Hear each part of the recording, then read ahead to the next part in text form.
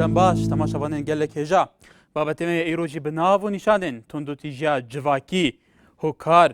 û çareserkirin bêguman kêm ta zor rojane end ku bû demekê tundûtîjiya civakî li ber çava dête dîtin taybetî li Herêma Kurdistanê wekû duh gencekê li bajarê Silêmaniyê hatibû bi dervekirin di jûra xwe de her wiha gencekê li Qerehencîr xwe kuşt keçekê jî berî çendekê bi sedemê dana meziran di navê li bajarê Hewlêrê xweşa utant. Gelo ev tundûtîjiyên di nava civakê de bûye niha berdamin. Sedem çi ne? Eger sedem hebin hokarên çareserkirinê çi ne pêwîst e çi bête kirin? Şileya aliyên peywendîdar ve hem civaka sivîl hem civakî bixwe hem kesayetiyên olî hem dam û dezgehên hikûmeta Herêma Kurdistanê bu awayî hemû takên nava civakî hez bi dilniyayê bikin, hez bi bextewariyê bikin, hez bi wê çendê bikin ku kesên qebûlkirîne û kesên rêzdarin di nava civakî de û wek hev di erk û mafan de li hember yasayê li hember حکومت سازیین دام و دزگین حکومت مافیدان پاراسی بن پێویستە چی بێتە کرن بۆ کو ئەف دیاردە بێگومان گەلەکە ترسناکە di nava civakê me de nemînît tundûtîjî komelga hokar û çareser em nav nîşanî tewarê em rû bernameyê êwa bernameyê mayîkê xelkê doya em nabire li xizmetî wergirtinî serinciyê we da legelin bin دوباره سلاوتان لێبێ بابەتی ئەمڕۆمان تایبەتە بە توندوتیژی کومەڵاتی هۆکار و چارەسەر بێگومان لە ئێستادا ڕۆژانە زۆر دیاردە لە بەرچاوکەوێ لەسەرەوە کە زۆر بە تایبەتی توێژی گەنجان و لەو گەنجانەی کە خەوان بڕوانەمەنە کەسی ڕۆشنبیرن خۆی ئەکۆژەنیان خۆی ئەسووتێنەوەکو ئەو کچەی کە لە شاری هەولێر بەهۆی دانەمەزراندنی خۆی سووتان تاروەها دوێنێ گەنجێکی لە قەرەهەنجیر خۆی کوشت و گەنجێکی لە شاری سلێمانیش بە خنکاوی لە ژوورەکەی خۆی تەرمەکێ دوزراوەتەوە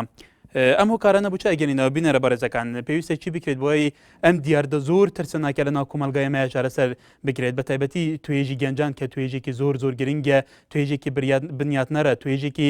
هێزێکی ڕادەبەدەر هەیە لە پێشکەوتنی کۆمەلگای لە هەموو ئاراستەکانە پێویستە چی بکرێت لەلایەن لایەنە پەیوەندیدارەکان هەم لە حکوومەتی هەرێمی کوردستان هەم دەم و دەستگاکانی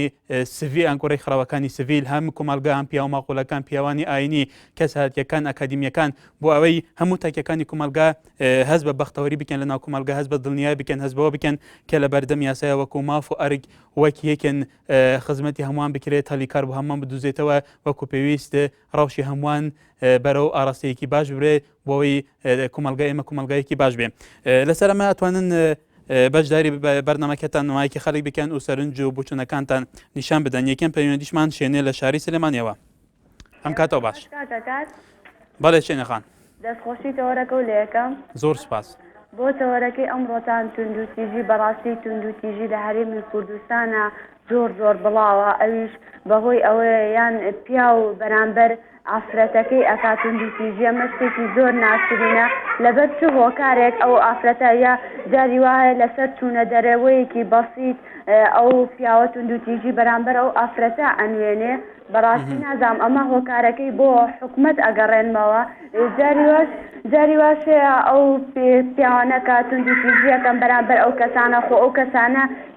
کە وازانن ئەو کەسی کە توندوتیژی بەرامبەرەکە ئەو کەسە بێکەسە لە ڕاستیە ئەوە شتێکی زۆر ناشرینە هیوادارم ئەو جاردەیە نەمێنێت بەڵێ کاروانە لە ڕانیەوە کای کاروانە وەرت باش باش بەڵێ کای کاروان لەسەر تەوری ئەمڕۆمان دەستخۆشی ئەو بەرنامە جوانەتانی دەکەم زۆر سپاس بۆ ڕێزم سەبارەت بە بەرنامەکەتان وڵی ئەمڕۆ توندوتیژی لە کوردستان زۆرە هۆکارەکان چییە بۆ زۆرە هۆکارەکان ئەوەیە ئەتون سیرگانی هەل لە سەرەوەی خۆمان یانی لە حکوومەتەوە ئەو توندوتیژی هەیە مەردەکەی خۆمان ینی بەڕاستی کوردستان مەردەکەیەکی عاشایەتیە هەندێک شت هەیە قوڵی ناتە بەڕاستی پێدەکەی دواوەی فەقیر و هەژاریش دەور دەبینێ لەوەدا پێدەکەی لەبەرەوەی هیوادارم ئەو دیاریدەیە نەمێنێ و دەستخۆشی ئەو بەرنامە جوانەشانی دەکەم باڵێ سپاس کای کاروان پەیوەند لە شاری سلێمانی لەگەڵمانە کای پەیوەندم کاتەوە باش ئێوارەتان باش باشتر کاک پەیوەندە و دیاردە ئێستا پێیا بۆ خۆکوشتن و خۆسەتاندنی گەنجان بە تایبەتی ئەو گەنجانەی کە ڕۆشنبیرن کە خوێنەوارن لە ئێستادا تو بچای گەڕینتەوە بۆ ئەو هۆکارەیە بەڵێ ئەمەش ئەبێ دیسان بیگەڕێنەوە بۆ هەموو ئەو کێشە مەشاکیلانی کە حکومەت بە دوورێکی فراوانەوە ناتوانێت خۆبوویان کات و چارەسەریان بکە ئەمجاک و مەسەلەی دۆزینەوەی هەریکار و دامەزراندنی ئەفرادیانە بەڕێزم ئێمە بڵێم لە کوردستان سەرکەرانی کەتاین لازم لە ماڵەوە مەحتاجێکی پێ ناندم بۆ خۆ کاکی پەیوەند دیارە پەیوەندی کای پەیوەند پچرا نازدار لە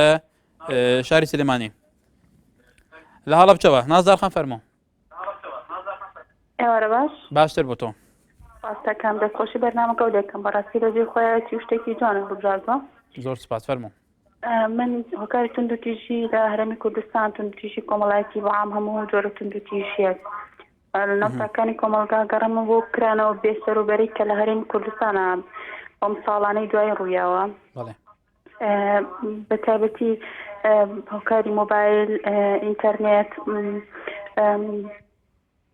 زۆر لە هۆکارەکانی تری ڕاگەیاندن کە بۆتە هۆی ئەوەی کەەوە کێشەکان زیاد لە پێویست گەورەکاوە هەروەها ببێتە هۆی ئەوەی کە تاهکان توندوتیژی بەرامبەر یەک بنوێنن و ناهۆشیاری کۆمەڵایەتی نزمی ئاستی ڕۆشنبیری کەسەکان ئەمانە هەموو هۆکارێکن بەڵێ کێ بەرپرسیارە نازدار خان کێ بەرپرسیارە لەسەرەوەی کە هوشیاری کۆمەڵاتی بەرەوەڕاستەیەکی باش بێرە ڕۆشنبیری کۆمەڵاتی تەکەکانی ناو کۆمەلگا بەرەوەڕاستی بڕوە کە بوو بەرژەوەندی گشتی بەکاربێنێت هەر کەسێک هەست بە بەرپرسەرەتی بکەس بەوە کە وەکو کەسێک لەم کۆمەلگایە خاوەن توانەیەکی لە ڕادە بەدەرە و ئینسانێکی هەیە و ڕێزی لەگرێت کێ بەرپرسە بۆی کۆمەلگا بەرەو پێشە بە لەو کێشانەی ڕزگار بکرێت بەڵێ من وەکو خودی خۆم یەکەم کە ستات بە پرسیان دەزانم بەرامبەر خۆ ڕۆشنبیرکردن ئەگەر من تاکێکم لە کۆمەلگای خۆم ڕۆشنبیرکەم ئەوە نازانم حکوومەت چی بکە من سەقافەیەکەم نییە هەموو شتانەوە ئینتەرنێتە تۆ توانی خۆت سەقافی خۆت زیاکی حکوومەت نازانم لەم کێشە ڕاستە هەموو زۆر کێشەکان پەیوەندی بە حکوومەتەوەی بەڵام ڕۆشنبیرکردنی تاک پەیوەندی بە حکوومەتەوە نییە پەیوەندی بە خودی کەسەکانەوە هەیە کە چۆن یعنی بۆ ژیان بڕوانێت بۆ دەوروبەر بۆ دیاردەکان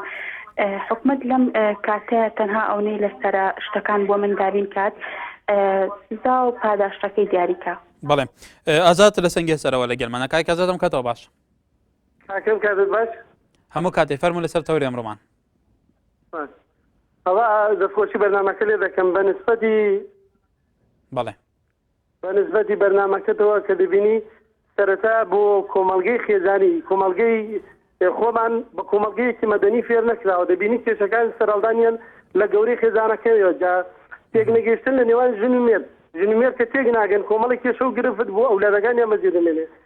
کە دەبینی ئەولادەکانیان چاو لە داکوبابیان دەکەن سیستەمێکی تازە فێر نەبوون پێشم وا دەگەڕێتەوە بۆ وەزارەتی ڕۆشنبیری وەزارەتی پەروەردە لە کوردستانی عێراق بەڵام کە دەبینین لە وڵاتان چەندین خۆپیشاندان و توندوتیژی و کێشە و ئەوە هەیە یا کۆمەڵێکی کوشتن و کوشتار هەیە دەبینین لە تەلەڤیزیۆنەکان لە کۆمەڵێک تەلەڤیزیۆنی جیهانی و کوردستانیەکان بەعام دەبینی شتەکەی ڕووداوەکەی واقعی ڕاست پێشان دەدا کە دەبینی مەیتەکەی ڕاست پێشان دەدا ئینسانێکە بە تیرۆر کراوە ڕاست تیرۆرەکەی پێشان دەدا یعنی ئەوە بێویژدانیەک لە دڵی ئینساندا دروست دەکات ئەو ئینسانە بەرەبەرە لەوەی بۆی دەدەچێکە ویژدانی نامێنەر کە تیشکە ویژدانی نەما هەر دەکەی هەمووشت بە تەدریجی کە بەڵام لەبەر چاوت بووچی دەگەلەوەتاکی لەوەی پێنەگەشتنی کۆمەڵاتی کۆمەڵێک کێشەی لێ دەکەوێت بەڵێ کاک سەبریە لە شاری سلێمانی لە گەلمانە ئەم کاتەوە باش ئەلام کاتەوە گیان چۆنی هەموو کاتێک سەبریە خان دەستخۆشی بەرنامەکەتان یەکەم زۆر سپاس ئەو کەسێکە ئەوانەی کە خوانە کوژمەخوان خنجێنن ئەگەڕێتەوە بۆ ئاستی ڕۆشنبیریان کەمە بەڵێ ئەگەر زوزی و حکومەت بڵێنێ کۆری ڕۆشنبیریان بۆ بکات ئەوانی تۆ دە ڕۆشنبیر بن لەخوا لە خوان ناکەن بەڵێ پێویستە چی بگرێت ئەم تاکانە هەر لە بیداتەوە هەر لە ڕەوزەوە تا ئەگەتە سەرەتایی قۆناغی ناوەندی دووانەوەندی پێویستە لەسەر چ بنەمایەکی پەروەردە بکرێت وای تاکێک بێزەر بەرپرسەرەتی بکە خاوەن تەموح بێ پێویستە زمان و زمان و ئافرەتان کۆرتکا بۆ لە ڕەوزەوە بۆ مامۆستاکان لە ڕەوزەوە حتا چێتە قۆناغی زانکۆ کۆریان زوزی بۆ دروست کات بەڵێ ئەوانی نشتاراتەسیە بەڵێ بەڵێ تەماشاوانە نێژا بابەتێ مەیرۆ لەسەر توندوتیژیا جڤاکی و هۆکار و چارەسەر هین دکارن لە هەر جهێکی بە پەیوەندی مە بکەم تایبەتی لە باژارە دووکەولێرە بە ڕێ هەژمارین کۆڕێک تیلیکۆم کۆنها لەسەر ئەکرانە لە بەرچەوێنەوە تەلار لە شاری سلێمانیەوە ئەم کاتەوە باش ئەم کاتەی زەنابێ سەباش وەڵێ فەرموو لەسەر تەوەری ئەمڕۆمان سپاس بۆ برا ڕێزەشکە پەیوەندیەکەی بۆ وەرگرتم ئەگەر تەوەرەکەمان بۆ ڕوون بکەیتەوە ئاگام لێ نەبوو تەوەری ئێمە لەسەر توندوتیژی کۆمەلگا توندوتیژی کۆمەڵاتی هوکار و چارەسەر بە تایبەتی لە ئێستادا کە کەم تا زۆر ئەو توندوتیژانە بەرەوە ڕاستەیەکی مەترسیداران بەرەوە ڕاستەیەکی زۆر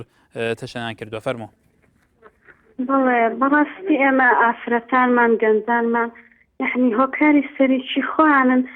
کە حەت کاتێک کە کێشەیەکیان دێتە بەردەم بەڕاستی پەنە ئابەن بۆ خۆکوشتن توندوتیژی بەڕاستی ئەوە کێشەی چارەسەر کێشەکان چارەسەر ناکە جا دوایەوەس خۆسووتان بڕواتەوێت لەو دنیای دیکەس یعنی هەمان جار ئەسووتێنەوە من بۆ خوشکبرانە بەڕێزانە ئاڵێم حەت کات ڕێگی واکە باستی حکومەتی شتە و شتەدا تاوانبارە تۆ بینی کە گەنجێک تەخەڕوجەکە گەنجێک بڕوانامەی بەدەستێناوە خۆی بێ شوێنێک هەبێت تاحی نەوێ شت نییە تۆ ئیش بۆ حکوومەت بکەیت بە کارگە بکاتەوە بەڕاستی ئێمەش حکوومەتمان تێدا تاوانبارە بەڕاستی ئەمەش دەبێت گەنجانمان هۆشیار بێتەوە چونکی پەنانە بە لە بەرەم شتانە چونکە ئەم شتانە ناشیاون ئەم شتانە زۆر ناشینە بەڕاستی کە ئێستا سەری هەڵداوە لە کوردستان بەڵێ سیروانە لە شاری سلێمانی کاک سیروانم کاتەوە باش کاکە گیانم کاتەوە باش بەڕێستەکەم زۆر سپاس ڕۆلی ڕێکخراوەکانی کۆمەلگای مەدەنی تۆ چۆن لێکە دەیتەوە لە کوردستان کە ڕێکخراوەیەکی زۆرمان هەیە بۆ تا ئێستا ڕێکخراوانە لایەنە سیاسیەکانیش کەمانەش ئەوڕۆلا بینە کۆمەلگا بەرەوە ڕاستەیەکی باش ببن کۆمەلگا ڕۆشنبیر بکەنەوە ئەم هەموو ڕێکخراوە کۆمەلگای مەدەنی ئەم هەموو لایەنە سیاسیەکان لە هەرێمی کوردستان بۆ تا ئێستا وایان نەکردووە کە لە کۆمەڵێک دابوونەریتی کۆن لە کۆمەڵی مەترسیدار ئەم کۆمەلگای ڕزگار بێ وڵی کاکە بەنسبەت ئەم کۆمەلگای مەدەنی کە بینن کە چەند ڕێکخراوێکن ئەم ڕێکخراوانە من بە سێبەری حزب دەزانم ئەمانە لا حزب بۆ قورمی شەکریان هیچ دەور و تەئسیرێکیان نییە تەماشاکەی چەند ڕێکخراوێکمانەیە لە سنووری سلێمانی وزارەتی سنووری سلێمانی شاردا تەماشای ناو خۆی ناوە ڕێکخراویان نەفەرێکە یا مامۆبرازایەکە ئەمانە هیچ تێنین ئەمانە وەکو نانێ ناوەڕۆکیان نییە ئەجا بەڕاستی تونوتیژی منێ گەرمە بۆ حکوومەت بەڕاستی تەماشاکەی حکوومەت هەم لە یاسایە هەم لە دامەزگەکانی ئاساییشە تونوتیژە ئەو تونوتیژێش کە ئەگەڕێتەوە بۆی کە خەڵک بیر لە تونوتیژێکی کە بکاتەوە بەنسبەت کە لەم کەناڵی بەڕێستانەوە چەند جارێک کە باس ئەو وەسع کراوە کە بڵێن کە مەوضوعێکی زۆر گرنگ وریێژەرام ئێمە سپاسی ئەو کەناڵاکەین هیوادارین ئەو کەناڵا هەر بەردەوام نمونەشی زۆر بەڕاستی بەڕاستی ئەو مامۆسابایزەی کە لە کۆیە بڵێ کەسا کە دەستبەتە بە شێرگی تونوتیژی تو بنە سەر ماڵیان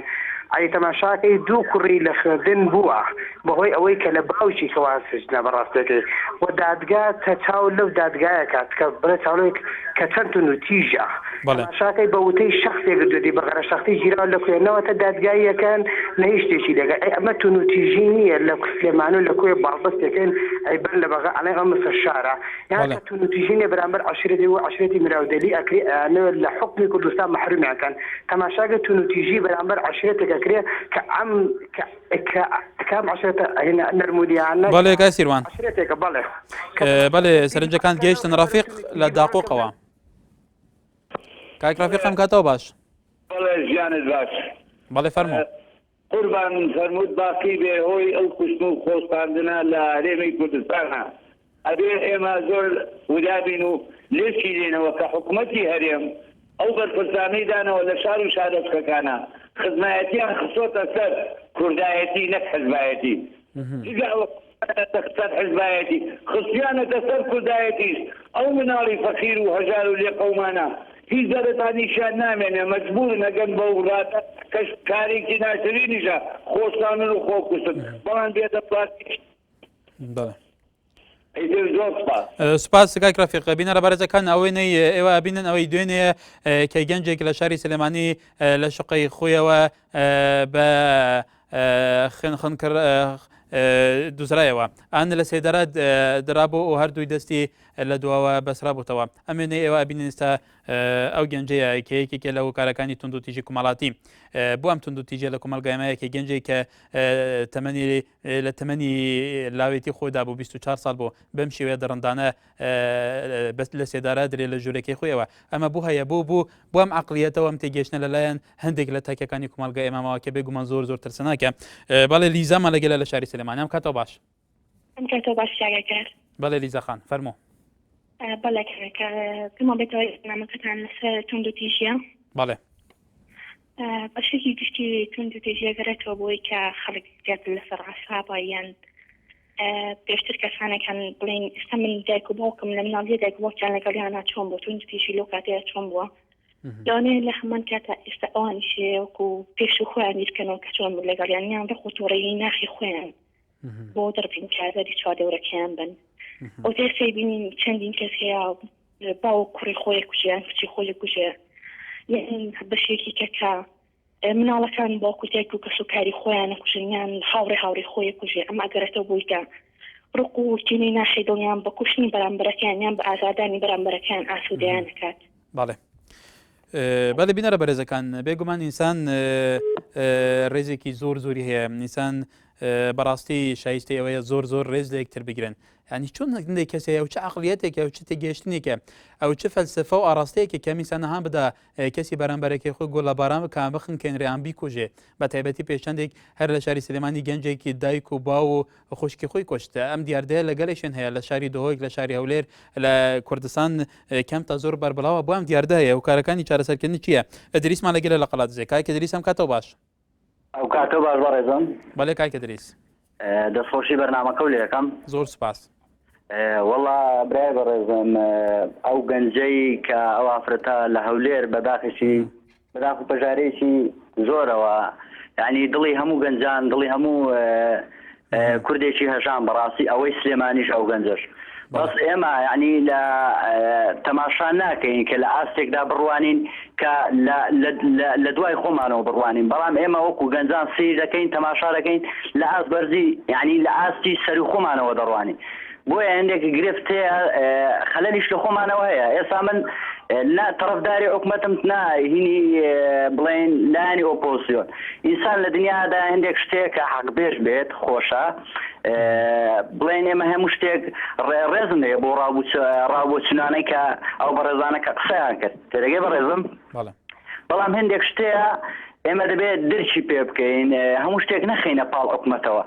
من کرێکارێکم من ئیش دەکەم بڵێن وەستاکم کە لە شاری قەڵازێ دەچم ڕۆژێک کرێکارێک لەگەڵم دێ بە 35,000 دواتر ئەو کرێکارە لەگەڵم نایەتەوە هەندێک ئەو بەڕێزانە وتیان وەڵی نەبوونی کارە یان نەبوونی پێداویستیان بەڵام ئێمە دەبێت هەوڵ بدەین بەس ناخۆشە بڵێن ئەو کارانە کە ڕوودەدا ئێمە بەڕاستی هەندێک شتەیە ناخی هەژاندوین بەداخەوە بەس ڕابۆچونێکم هەیە بۆ بەرنامەکەی بەڕێستان بەڵێ کرد بە کورتیم فەرموو بەڕێزم ئێمە دەستخۆشتان لێ دەکەین بۆ هەموو کەناڵە ئیعلامیەکان وەکو هەندێک کەناڵی ئیعلامی دەبینین لەگەڵ ڕێزم بۆ بەرنامەکەی جەنابەت هەندێک کەناڵی ئیعلامی دەبینی تەماشا دەکەین یعنی هەندێک شتەیە بەنزین ئەکەن بە ئاگرا تێدەگەی بەس ئێوە وەکو ڕۆژنامەنووس وەکو تەلەڤیزیۆنی ئیعلانیەکان کە بەرنامەی ئاوا جوان پێشکەش دەکەن بەرنامەیەکی لایەنی کوردایەتیش تەطبیق بکەن یعنی منداڵەکانمان گەنجەکانمان بەڵێ کاکە دریس هەر لەم بەرنامەیە هەر لە مایکی خەڵکە چەندین بەرنامەمان لەسەر یەکێتی نەتەوەی کوردستان لەسەر دروستبوونی دەوڵەتی سەربەخۆ لەسەر لێک نزیک بوونە لایەنەکانمان کردووە بەڵێ دەستخۆشی لێ دەکەم بەڵێ سپاس ڕۆژانمان لەگەلە لە شاری سلێمانی ئەم کاتەوە باش ئەم کاتەوە باش هەموو کاتێکت فەرموو دەستخۆشی تەوەرەکە و لێ یەکەم زۆر سپاس باشە ئەو من ڕەخنەیەکمەیە لەو بەشدار بوانە بۆچی پێیان ناخۆشەکە هەر شتێک بێبی خەیتە ملی حکومەتەوە بەڕاستی من کەسی سەرەکی حکومەتەوانبارەکەم هەر لەبەر ئەوەی کە ناتوانێ ئەم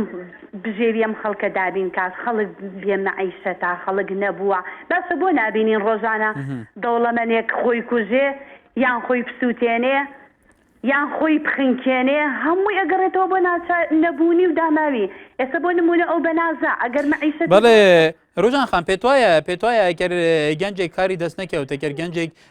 فەرسەی دەمەزراندنی نەبێ پەنا بۆ خۆکوشتن بە خۆکوشتن بێگومان بێدەسەڵاتیەکی زۆر ڕەهایە یانی ئەو کەسێک پەنا بۆ خۆکوشتن بە تەواو هەنیاکە ئەوە گەنجێ ئەوە مەجای زۆری لە بەردەما هەوڵ دەزیاتر لە بوارێکی دیا خۆ پێش بخە فەرسەیەکی باشتری دەستکەوێت هەنی کوشتن چارەسەرە نەخێر چارەسەر نییە بەوەش گرفتەکە چارەسەر نابێ بەڵام ئیتر یعنی زۆری بۆیە ناچارە بێ هیچ شتێکی بۆ نامێنێتەوە ئیلا پەنا بۆ خۆکوشتنەکەدا ئەگەر ئیشێکی دەستکەوێ بە ئێمە ڕۆژانە ئەبینین ئەم هەموو بیانیان و ئەجنەبیانە هێنە وڵاتەکەمانەوە ئەی خۆمان گەنجمان نێویستەکان کار هەل لە هەلی کارەوە ئەبینی کۆمپانیاکان هەمووی بیانی تیا خەڵکی دەرەوەی تایە کرێکار عینەشت لە جنوبەوەیە باشە بۆچی من فەخنە لە حکومەتی هەرێمەگرم بۆچی ئەڵێ و گەنجانی ئەوێ بێن بۆ گەنجی خۆمان ئیش نییە بیکات ئەو بەر ئەوروپا بەڵێ مەوا لە بارزان دەگەلمەیە مەوە خان دەم باش مەوا لە بارزان السلام عليكم. عليكم السلام. باش برا. زور سپاس فرمو لسر توري ايرو. بله راستی وكان بيكون أخذني تأثر يعني فيديو كوباب جالك شيرت بانجانجان راستی فيديو كوباب جالك شيرت بانجانجان أريكو أفغان وقت درب أو شيء كنا أوها بلدية فاتينا يعني جالك هاي حافظة مروي خودت حتى مركورك خراب بجدن وجا أبتني تأثر ده كوباب جالك عيال حوم شيردن يا حكومات الفاصلة كان بيننا يعني هي خطابية جالك زحمات دبات حتى خردنا خدة تسارة ودبيني يعني تعرض تعينا بيتن دبيني أجر هندي ديشتن أوف أريجا خود دبات هندي بخوب خان بقى أبدل أريجا خلاص. بله ما وخان قال إجارة دهيت جهداري كرن كيشك بس دميان دكو جنجي خوش دفيا في كيشنا جشت في جنجي بنا بخاص وطندنا دبا. قال إجارة في ديار ده هي كم تازور قالوا هند في شارك جدا بيوست كيش البرامبر وان تحديات كورو برويد بن خديش إرادة با خديش هالويز با خديش شرعي شرع با. بيتن أو خضن أكل بيتن يعني هزرخو بيتن أو يبوش أف هفجية هنا بيبوش تنا بيتن أو شيء بيكتن بوش تنا بيتن ضربوا نهر شيء بيكتن أن ضربوا بوش شركة يعني نبيتن كتوات بيكتن حتى تنا بيتن خصوصا أو خصوصا أو خندقاندن راسي أبد سيجلي كريت ضربوا بيكلك وباش بعيال خود بيتن. يعني أب كسا جلك تخصير لأن تفرق أكل مربي راسي ضربوا بيجبت جلك شيردن دستيكي وحتى دي مهنك النصيحات جلك عيال أخوها بيتن. أردلان له اللي روا كاي أردلان يورد باش. حوارتان باش زور سپاس بو توركتان. سپاس فرمو. بالنسبة أو توري أو بيكاري من اللي رد رحنا لحكومة ناقرم لبروي جنزي ما استوى كوني إيشو كارو هلي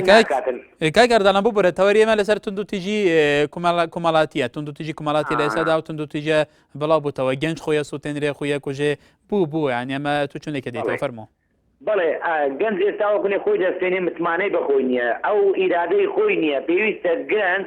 إرادة خوي بقود بكاتن هانا بوشتي خراب نباتن يكمين خوصي تاندن يان خن كاندن يان بو اوي كان نبوني كار بيوست إرادة خوي بخود بكاتن استوى كوني أمن لدو هلي كار دقرن يان لدو إيشيك دقرن بيوست بخوم تسعية بدم خوم بخما أو إيشو أو كاروا كوا بدسي بينم أو عواتي هما بو بجيويش يعني كيني هريك بدوز موا بيوست الرنز بدم هموش تير برنز هو دي بدي دكريتن أجر أمر رنز ندم هر داب نيشم يعني كيني هر كيني هانا بو كشتن وبو خنكاندن وبو سلطاندن ببم أو هيت كيشيك صار سرناكات أواز ضربة لكم القادة داتو خلقي برو رجاء خراب دباتن بيوست إما بو خومان رجاء باشن هربجي محمد لزاخو دقل ما كاك محمد إيفار باش إيفار باش كاك محمد كرمك برا إما لزاخو قصلا قلي ولكن أم خوش حالين قلك برا خود وضع ما وتندرستي ما يشولي يعني دورت خططا بهدين هالفي هالي يعني هم قالك التاريشون بالنسبة شولي دا وشركة وكيل بجم كومبانيا هر کمپانیا که هاتی دست خو مثلا هاتی کردستانه خاصتا دبر معال بعدینان یعنی گنج مگلک بشولد ما بو اوه تو لیک دیده مگه نهادا لکردستانه اگر تلویزیون کم که کای محمد داپتر از تو بشین جاندر گوداری هفدو بکن گلو وی پرزگیره که وقتی تو بحث که بعدینا هیا تو وی پرزگیره که بچه ودگرینی و پیوسته چه بهتر کردن داکو اف پرزگیره که چاره سر ببن بله براب خودم دعوت دارین و وقتی بجن ام نشین ما چه امکانیت مینن یعنی وقتی بجن ام هندی هوارا خود گینین وقتی بجن کتکل هوارا من آیتن کتک آجاش فقیری مینه فقیر یعنی بنداچویه اما اگر تاکی کرک زنگینه که ناچت خواب کناره و ناکت خواه نا شنف کت خواه گوری کتک ناکت پس اما تاکی اگر جیانا فقیره که بتن بوتا بجم اگر من برای خدا از بگاوه گنجه که مشغول نبی و چهاری کاری بوم نبی و چو واسطه کمی سال بله کای محمد بدید ناتا وقتی افتشتمی بدستانه کفتن اگر خوب کجیده چاره سریه تکرن یا بپرسگی که نه خیر چاره سری نه تکرن بس از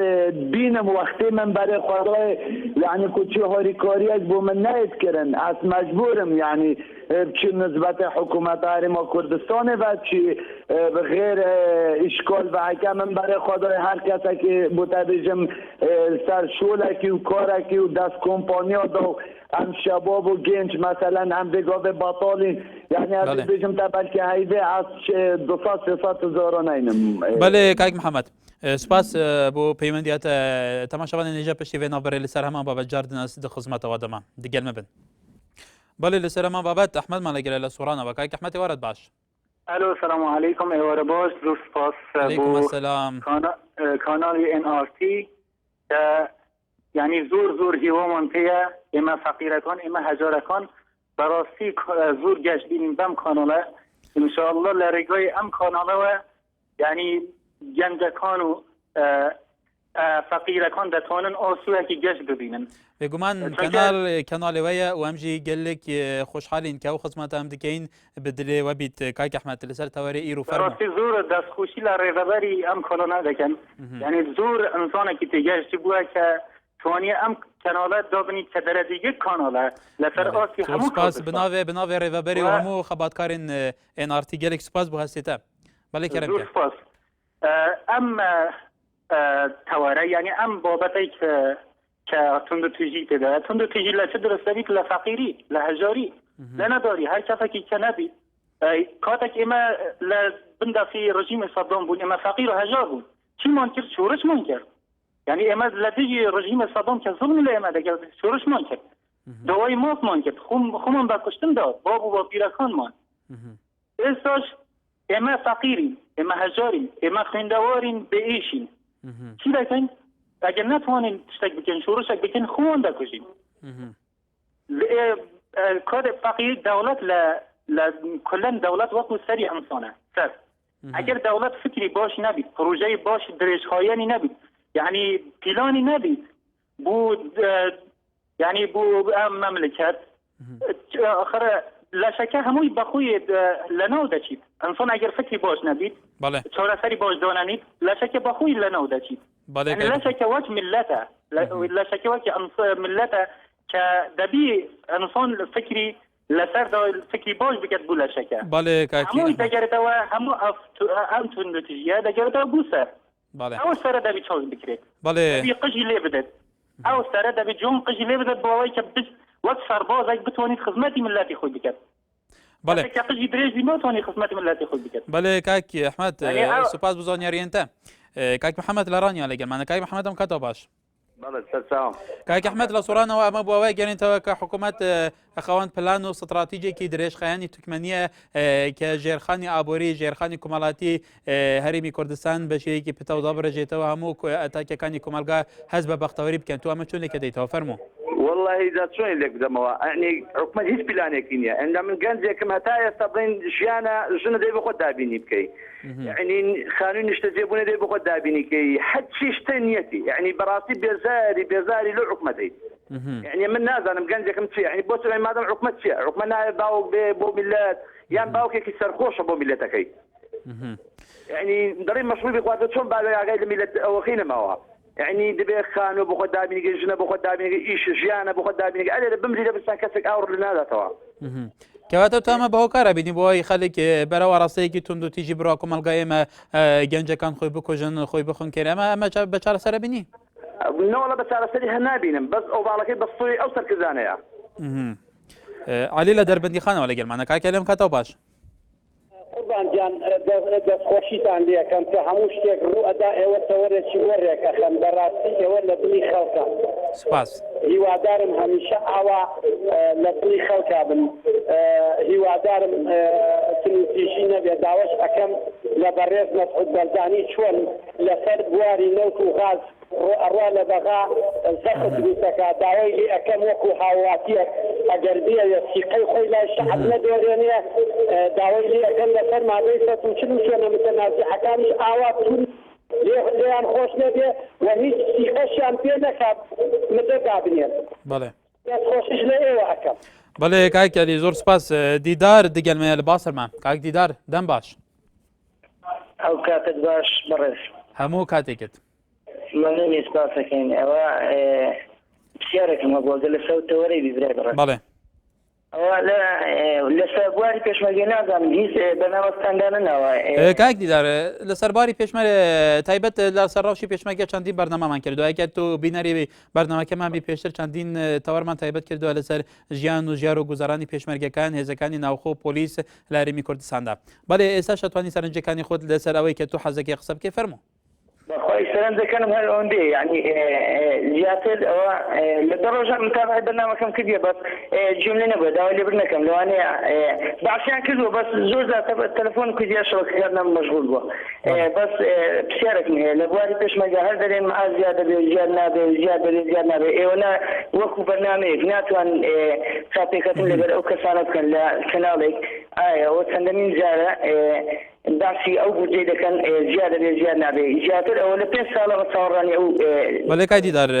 سەرنجەکەت گەیشت بێگومان لە بەرچاو وەرەگرین ئاراممان لەگەڵە لە هەڵەبچاو کاک ئارام ئەم کاتەوە باش ئەم کاتەوە باش بەڵێ کاک ئارام لەسەر تەوەری ئەمڕۆمان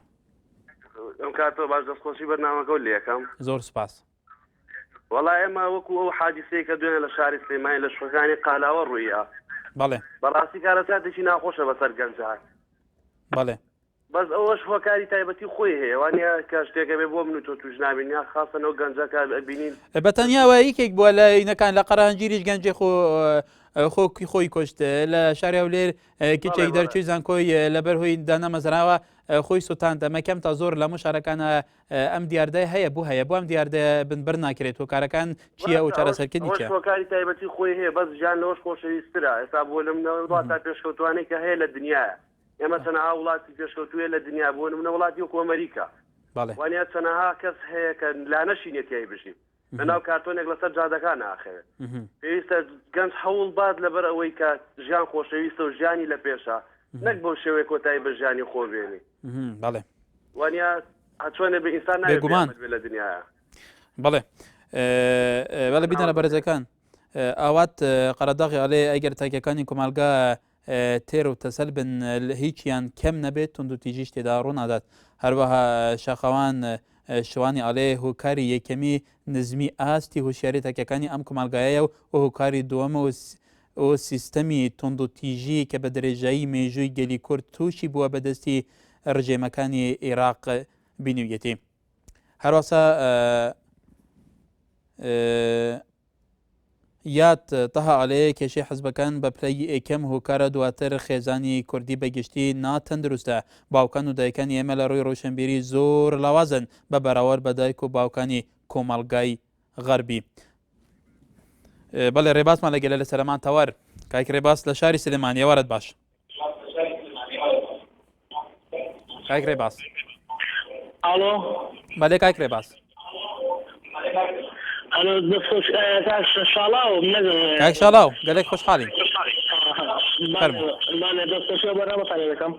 بەڵێ فەرموو سوپاس بەڵێ کاک شاڵاو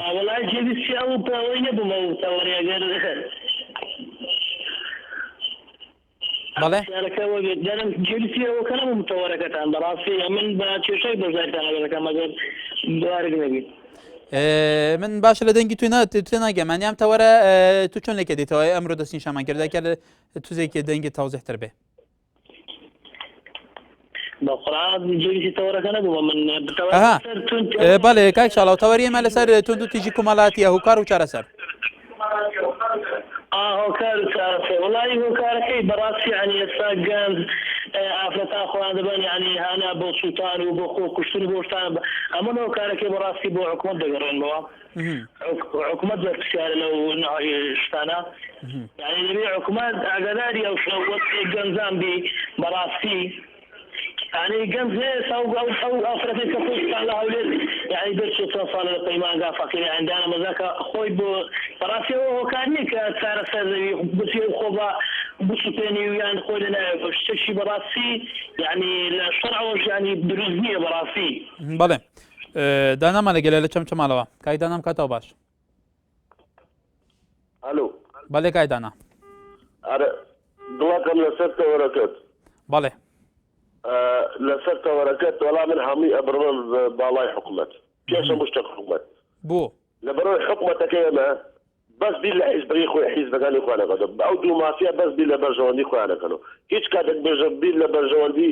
تاکێکی ئەم وڵاتە ناکەن بەڕاستی هەموو کێشەیەکی ئەم وڵاتە لە ئەسوی ئەو دوو مافیایە هیچیان لە بەغا لەسەر کورسەیدا ژۆیان ناولێرە کایدانا لە ناو کۆمەڵگایە پێشەوە شەرم دیاردا هەبووە پێش حکوومەتی هەرێمی و پێش ڕاپەرینیش ئەم دیاردا لە ناو کۆمەڵگایمە هەبووە خوسوتاندنی ژنان کوشتنی ژنان کوڕان عشیرەتی کەسێک لە عشیرەت لە فلان عشیرەتە توزێ تۆڕە بووە لە کەسێکی عشیرەتتر یەکسەر میلەی دەبانجێ لێ کێشەوە کوشتویەتی ئەمە لە دێر زەمانەوە تا ئێستاە تا چەند گرنگە لە ناو کۆمەڵگایمە ئەم کێشەیە بندڕ بکرێت دڵەکەم ئێستا ئەمە 2011 ئەمە هەشتاکان و هەفتاکان کاکە ئەمە هەمووی لەسەر برا ئەو بەناس لە هەولێر لەسەر چی لەسەر خۆ لەسەر تاحینەبوون خۆی سووتان لەسەر چی ئەوە لە ئەسەر پێ دوایە خوسوتاندن ڕێگە چارەسەر بێ خوسوتاندن ئاخۆ کوشتن لەسەرەوە کە تاعینە بەوانبار هوکاری تر بێ ئەوە چارەسەرکردن بێ ئەی چارەسەرگژ ئەوە بێت ئەم دوو مافیا هەموو کاتێک خەڵک بگرن و سەری بڕن و تەعداب بکەن سەرۆکی هەرێم لەسەر زامانێک گسوور هاتە جواب بەس دە نەفەر کوژە لە سلێمانیا خۆنی دەگات ڕۆژا سەرۆکی هەرێم نادە جواب بەڵێ سەرۆکی کۆمار گەڕاوە بۆ سلێمانی لەبەر بەرژەوەندی حیزبەکەی بەس باو دەگات لە شارەکە کوژا کە بە شاری خۆی ئەزانێت ناو نیو سەعات بڕاتە سەرای ئازادی بەڵێ فەیزۆڵڵامان لەگەلە لە شاری سلێمانیەوە کای فەیزۆڵڵام کاتەوە باش ئەمکاتە باش براکەم بەڵێ لەسەر قسەکانی کایدانا لە چەمچەماڵەوە تعلیقی جەنابەت فەرموو هەلو فەیزۆڵڵا سەیدێ بەڵێ کای فەزۆڵڵا ئەم کاتە باش براکەم هەموو کاتێکت دەستخۆشیدان لێکم بۆ بەرنامەکەتان بەڕاستی بەرنامەکەتان زۆری تەوەرەکەی باشە لەسەر پێشمەرگەی بەس هیوادارم ئەو بەرپرسانە کە لەسەر موچە ببرە کای فەیزۆڵڵا بابەت ئێمە لەسەر تەوەری ئێمە ئەمڕۆ لەسەر تونند و تیژی کومەڵاتی تونند و تیژی ناو کومەڵگایە ئێنەکە ئازاد نییەستا ئازاد بەس ڕۆژانی جمعە تەوەری ئێمە ئازادە بەڵێ کراوەیە بەڕێز ڕۆژان درمە هەوڵمەدا وەرناژێت بەس هیوادار بەس قسەی خۆت بکە سەرنجی خۆت بڵێ فەرموو هیوادارم بەرنامەکانتان سیاتەکەن لەسەر پێشمەرگە ئێستا تۆی بینی لێرە هەر موچێزیان لەگا کەسی لە بەرژەوەندی پۆلیس سەرڕەبەر پۆلیس قاندادێتی بەس پێشمەرگە زەرێتی ئێمە هەر پێشمەرگی نە خزمەت پێشمەرگایەتی خوا نەیت بەس وعدمانزانێ موچەکەتان زیادەکە بەجار فێسە دەکەی بەڵێ کای فەیزۆڵڵا هیواداری شوێنە پەیوەندیارەکان جێ لە تۆ برادەرانی تریش بێ پێشمەرگە بەڕێزەکان کە هیوادارم یەشی بێنە سوێدەکە بۆی وڵاندادا بزانم موچەکە زیادەکە بڵێ زیادەکە زیاد ناکە بڵێ کاکە زیاد ناکە زۆر باشە سەرنجەکەی جەناب لە بەرچەوە دەگرم ڕێباسمان لەگەلە لە شاری سلێمانی کاک ڕێباسی وەرت باش کاکە جان ئەم کاتەوە باش بخۆڵام هەموو کاتێکت کاکە دەستخۆشی لە بەرنامەکەتان دەکەم هیوادارم سەرکەوتوو بن تاک بە تاکی کەناڵەکەتان زۆر سپاس فەرموو بەڕێزم وەڵی تونوتیژی خۆی هیچ کاتێک چارەسەری کێشەکان ناکە بەڕاستی لە بنەڕەتەوە بەڵام هەندێک خەڵکی بەڕاستی ینی ڕێزم بۆ بینەران و بۆ ئەو کەسانە هەیە کە بەڕاستی ئەو کەسانە خۆیان نەفەزنت بن بەڕاستی کە تونوتیژی بەرامبەر بە کەسانی چکاکەن یەک دوهەمیش ئەو کەسانە بەڕاستی نازانم بێ ئەمەلە بن چی ئاوا لە خۆیانەکەن بەڕاستی ئەو مەسەلەی خۆکوشتنەوە هیچ چارەسەرێکی کێشەکان ناکات اینجا بەس خۆ کۆتایی بە ژیانی خۆی هێنێ و تۆزەکە خەموخەفەت بە دەوری خۆی هەتا ماوە دوای خۆ زرقاء خۆ زەرەکە هەم ئەم دنیاشی دەستی سەچێ وەک دیانەت وەکو ئاینی هەم ئەو دنیاشی دەستی سەچێ بەڕاستی لەبەر هیچ کاتێک چارەسەری کێشەکان ناکات دووەمیش حکومەت بەرپرسیار ئەو برادەرەکەی حکومەت بەرپرسیار نییە ئەی حکومەت بەرپرسیار نێ چێ بەرپرسیارە ئەی حکومەت بەرپرسیار نیە هەموو کۆمپانیانە بە ستاتی کاملەوە لە فڕاشێکەوە هێنێ تاکو و مهندسێک و بەرپرسێکی گەورە ئەی چێ بەرپرسیارە ئەوانە کاک ڕێباز زۆر جار لەلایەن زۆر جار گلەی ئەکرێت لەوەی کە خەڵکی کوردستان گەنجانی هەرێمی کوردستان وەکو ئەو گەنجانەی بەنگلادیشی و ئەو گەنجانە لە دەرەوە دێن لێرە ئیشەکەن ئەوان پێیان باش نییە ئەو ئیشە بکەن ئەن بەشای سێخوایان نازان بچن ئەو ئیشە بکەن توامە چ لەگە فعلەن وایە ناوەڵی کاکەوان نیە ئێستا من شخصی خۆم بەڕاستی من کەسێکم تەمەنی شتت ساڵە بەڕاستی بە شانازیشەوە ئێڵم ئامادەم لە کۆڵانەکانە لە کەسەکانە بگەڕێم و بەڕاستی من ژیانم قەیسێکە گەروا ئیجابیکە بۆ من ئامادە من بچم لە ئێران و لە تورکیا و لە وڵاتانە بگەڕێ بەدا کەسێکەوە لوتم دەمشاڵاتێکم لەناو بۆ گەنایە بۆ ئامادەم لە شاری خۆمە خزمەتی شاری خۆم بکەم حکومەت وەک 500 بەدا و 600,000 یا بەنگلادێشێک بابێ پێ من ئامادەم من بەڕێزم ئامادەم لە ساقی شۆفڵم بەڕاستی گەڕێم شۆر بە شۆر نییە بەڕاستی شۆفێری شۆفڵ کەم ئەوە تا لە وڵاتانەوە خەڵکیانەوە بە شۆفێرێکە بەڵام خەڵکی شارەکەم نییە بەڕاستی بەڵێ دەستخۆشی لە بەناوەکەتانەوە زۆر سپاس کاک ڕێباز علی لە سوورانەوە لە گەرمانە کاکە لەم کاتەوە باش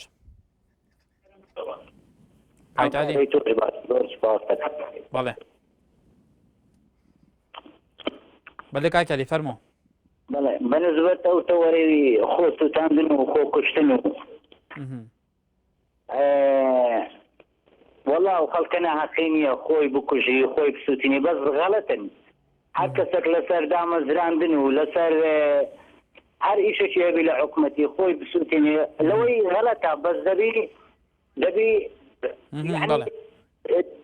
یعنی بڵێم چۆن تۆڵە لەو حکومەتەی بکاتەوە ئەو حکومەتە بوویتە هۆی هەموو ئازارەکیە ئێستا هەزاران گەنجێناسم دەژۆرێدا بەس خەمی خوا بەڵێ کاکە لە کاتێککە حکوومەتی هەرێمی کوردستان بڕیاری داوا لە بودجەی ئەم ساڵ 25,000 دەرچووی زەنگۆ پەیمانگاکان لە هەرێمی کوردستان دامەزرێنێ توانەسازیای پرۆژەی توانەسازی بە سەدان گەنج ڕەوانەی وڵاتانی ئەوروپا پێشکەوتو کردووە بۆ ئەوی باوەڕنامی بەرز بێنە بین هەرێمی کوردستان خزمەتی کۆمەلگا بکەن لە کاتێککە سلفەی زەواج هەیە لە کاتێککە سلفەی عقاریایە ئەمانە هەمووی نابنە هوی ئەوەی کە حکوومەتیش لە هەوڵداندایە بۆ ئەوی چونیەتی ئەم کێشانەی کێشەی بێکاری لە هەرێمی کوردستان چارەسەرکرێ ئەمڕۆ لە حکوومەت لەم ئاراسەیە تو چۆن لێکە دەیتەوە والله من تۆزێک عشاعری اسمە ناو مەوزوعەکەی بەس سەد تا پای لە 185 هەمووی درۆدە لە سەیە بەڵێ ئەو شتانە ئەکەن بەس والله هەموو لۆ فەقیرەکان ناوی فەقیرەکانە نووسن لە پاشی ئەوە یەکسەر کوڕە دەوڵەمەندەکانەچن معاشەکان وەرەگرن هەموو لۆ مەسول لۆ کوڕە بەرپرسەکانە وەڵا لۆ فەقیرێ دەفەرمەون فەقیرم والله وبالله استیفادەی ڕبعەکەم لەو حکوومەتەی نەکردێ لەو عزوانە نەکردیا ئومێدەکەم پێ بن والله کەوکو ژیان داوێمێ ڕۆژێکدا بێ والله کویان لە بەحسیان داوە هەیە لیکەم بەڵێ بەهێزمان ڕێگەلە لە شاری سلێمانی باش کاک بەهێز باشتر بۆ تۆ فەرموو یان وەڵام من لەسەر تەوەرەکەتان کە توندوتیژیان بەڕاستی یعنی توندوتیژی من بۆ دوو هۆکارە جارمەوانێ یەکەمینیان ئەوەیە کە نزمی ئاستی ڕۆشنبیری یعنی هەمومان ئەوە لێ دڵنیاین و دومینیشان ئەو هۆکارانی کە ئەو تاوانەی پێ ئەنجامەدرێت بۆ نمونەوە کوچەک یعنی لە وڵاتەکەی ئێمەدا بەڕاستی چەک زۆر بە ئاسانی دەست ئەکەوێت یعنی شتێک نیە یعنی ڕاستە قانونەکەی ژمارە 16 ساڵی 1993 کە ڕێگا لە دەستکەوتنی چەک بە شێوەیەکی فراوان ئەگرێت بەڵام یعنی ئەم قانونە خۆی نەیتوانیوە شتێ بکات کە توندوتیژی کەم بکاتەوانێ ئەمە هۆکارەکەیەتی بەڕاستی یعنی هەموو کەسێک دەتوانێت چەک پیاکەی هەر هۆکارێکی تر وەکو چەقۆعین کە خەڵکی پێ بکوژێت بەڕاستی ڕاستە لە دادگاکانە لەسەر چەک خەڵک تاوانبارە کردوتم بڵێن حکومە هیرێ بەڵام ئەمە هۆکارێک یعنی کە بتوانێت تاوانەکان کەم بکاتەوە بەڵێ کاک بەهێز پێکاتەی کۆمەلگای کورداواری تو چۆن لێکە دێتەوە بۆ ئەم پرسە بە تایبەتی کە کۆمەلگایەکین تاڕادەی تا ئێستا کۆمەلگایەکی خێلەکین عشیرەت هەیە ناوچە هەیە لەو ناوچانە گوند بۆ شار هەیە عشیرەت هەیە گەلێ جار کەسێکی ژنێکی کۆژێرێت هەندوو کەس دژمناتیای کەوتە نەبینە دادگا سەروەر نییە دادگا ناتوانێت ئەم کێشە چارەسەرکە ئێرە پەنای بوشەیەخی بۆ ماڵایەک بۆ کەساتێک ڕئیس عشیرەتێک ببە بچنیەتی چارەسەرکی ئەم کێشەیە تو ئەمە چۆن لێکە دێت تا چەند گرنگە لە هەرێمی کوردستان یاسا مطلقاً سەروەر بێ دادگا بڕیارەکانی دادگا لەلایەن دەستگای جێبەجێکارەوە بەبێ ئەم لە ئەو لە جێبەجێ بکرێت ئەمە تو چۆن لێکە دەیتەوە وڵای خۆی هۆکارەکانی بۆ ئاگەڕێتوانی کە ئەین کۆمەلگای ئێمە تا ڕادێکی زۆر لە یاسابێ ئاگای عنی من وا لێشی ئێموانێت چونکە خەڵک یعنی یاساکان لە شوێنە لە وەقعی هەرێمی کوردستانە بڵاوکرێتەوە ڕەنگە زۆر خەڵک هەبێ ئەو وەقعی هەر ئەو ڕۆژنامەیە کە نەزانێت یعنی هەیە ئەگەر بزانێ هەیە بڕوا ناکەم گوێشی یعنی وای پێ بات کە بتوانێت ئیسفادەی لێ بکات یان بەڵێ بۆ یاساکان نییە لەبەرەوە بۆ یعنی خەڵک لە ئاسابی ئاگایە ڕۆشنبیری بەڵێ کاک بێست کاک سەربەست لە شاری سلێمانیام کاتەوە باش ئەم کاتەوە باش کاکە کاک سەربەست بۆ ڕۆشنبیکردنی کومەلگا بۆ پێگەاندنی کومەلگا بۆ ئەوەی کە کومەلگا شارەزا بێت لە هەموو ئاراستەکانی ژیان ڕۆلی ڕێکخراوەکانی کومەلگای مەدەنی ڕۆلی ئیعلامی کوردی بە تایبەت لە چاسێکدا بینی لەم چارچەوەیەدا وڵای کاکە جان ڕێکخراوی کۆمەلگای مەدەنیەکان بۆ بەعزە شتێک ئازان کۆ بنەوانە ڕێکخراو دروستکەن و ڕێپێوان دروستکەن بەڵام بۆ ئەوە ئازانین کۆمەلگای مەدەنی وشارکەنەوە لە هەموو بارێک و لای ئێمە کۆمەلگایەکی عەشایریە بە ناوی خۆشمان و تەماشاکەن ئاچی لە خۆشمەوە کە تەلەفۆنم بۆ کردووی خۆمان زۆر بە مستەقەف ڕۆشنبیر داهانێت بەڵام واژ نییە ڕێکخراو مەدەنیەکان ئامادە نین کە کۆڕێکی ڕۆشنبیری بۆ ئەو خەڵکە بۆ هەمووی بژێرن لە مەکتەبا بێ لە زانکۆیا بێ لە دایرەیە بێ لە شوێنەکانە کۆڕێ بەسن بۆ ئەو خەڵکە و شتیان فێر بکەن لەبارەی بەڵێ کاک سەربەست بێژگە لە ڕێکخراوەکانی کومەلگا مەدەنی بێگومان ڕاگەاندنیش لە ئێستای جیهاندا ڕۆڵێکی زۆر کارابینێ لە پێگەاندنی کومەلگا ڕاگەاندنی کوردی کە نزیکەی 20 کەناڵی ئاسمانی هەیە چەندین کەناڵی لۆکالی و ڕۆژنامە و گۆڤار و ڕادیۆ ئەملا ئەمانە تا چەند تانویەتی کومەلگا بەرەو ئاڕاستەیەکی تەندروست ببن و کومەلگا وا لێ بکەن کە ڕۆشنبیرێکی گشتیان هەبێ تێگەیشتنێکی بابەتیانە لە هەموو ئاراستەکانی ژیانیان هەبێ والله کاکە ئەوەی تیانەیە کە بڵێت لە ساسا ئەو ڕۆشنبیرێ بڵاو بکرێتەوە بڵاو ناکرێت سەر لە سینە گەورەترین وڵات لە عالەمە بۆ قەزەی کۆمەڵکوژی سینە بەڵام کۆمەلگا ڕاگەاندنەکانیان زۆر بەردەوامن لەسەر ئەو کۆمەلگای مەدەنی خۆیان کە ڕۆشنبیرکە ئەو شتانە لەبیر خۆیان بەرنەوە نەیەکەن بەڵام لای ئێمە نە کەناڵەکانمان نا کۆمەلگای مەدەنیەکانمان هیچیان لە ئەوەیان نین کە بتوانن ئەو خەڵکە ڕۆشنبیرکەنەوانەیە بەڵێ تارقمان لەگەلە لە شاری هەولێرەوە کاک تارق خەواتت باش کاک تارق باش فەرمووە پێویستە چی بکرێت ئەم ئەرکە بە دەرەجەیەکە کەوتە سەرشانیکێ بۆ ئەوەی کومەلگای کوردەواری کە کومەلگایەکی زیندویە کومەلگایەکە بە سەدان ساڵ زۆڵمی لەکرێت وڵاتێکی داگیر کرا بەڵام لەسەر پێی خۆماوە لە ئێستادا تا چەند گرنگە ئەو ئەرکەکەوێتە سەرشانیکێ بۆ ئەم کومەلگای بەرەو ئاڕاستەیەکی بەرەو ڕۆشنبیرێکی گشتی بڕوا بۆی بتوانێت کومەلگایەکی فێر لە شارستانی بێ والله كاكا بنسبة أو شتانا دبي خلق بخوي دبي خلق بخو خو روشنبير بخو خوي خلق بتي لو تبقى له ظروفي لو وضعي استاهيا بزم بسيارش كم لزنابتان هيا بله لغير برنامج موضوعي بيش مرقي على اساس 200,000 نار زياد بيلو فرناندو فلاشي باب يعملها وليرينا اما دقرتوا ناقرتوا بريارش برلمانه على اساس هر معاشك زياد بي ليش حسابه هر سمانقه شيء ما جهز لي نوبي ليش يقضي يصرف دكري نازم اما دقرتوا ناقرتوا بەڵێ وڵی زانیاری مەکۆ پێویستە سەران بابەتە نییە بەس هێدار میشێنە پەیوەندیدارەکان گیان لە سەرنجەکانی تو بێ کاک تاریق لاو لێرەوە سپاس باڵێ بینە لە بەرزەکان بێگومان سەرنجێکی زۆرمان دیارە بۆ هاتووە لەوانە سیروان عەبدوڵڵا ئاڵێ ئێمە هەر لەگەلە لە دایبووندا لە بێشکەدا دەمان بەستنەوە بێگومان گەر لە هەموو هۆکارەکانی تریش بکەربین ئەوە ئەم مناڵە کە گەورە بۆ ئەعسابێکی بەرز دێتە ناو کۆمەلگا هەروەها شەو پێنجوینی ئاڵێ توندوتیژی لە ناو کووردا زۆر باوە بەڕای من دەگەڕێتەوە بۆ نەبوونی ئاسی تێگەشتن لە شتەکان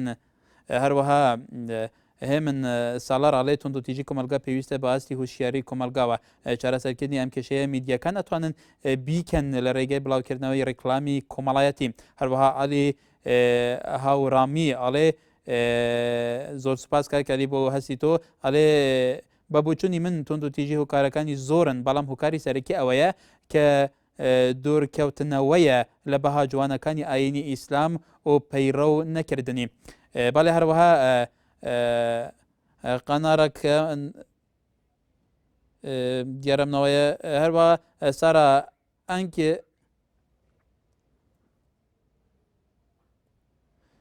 بەڵێ هەروە پێرس کوردی ئاڵێ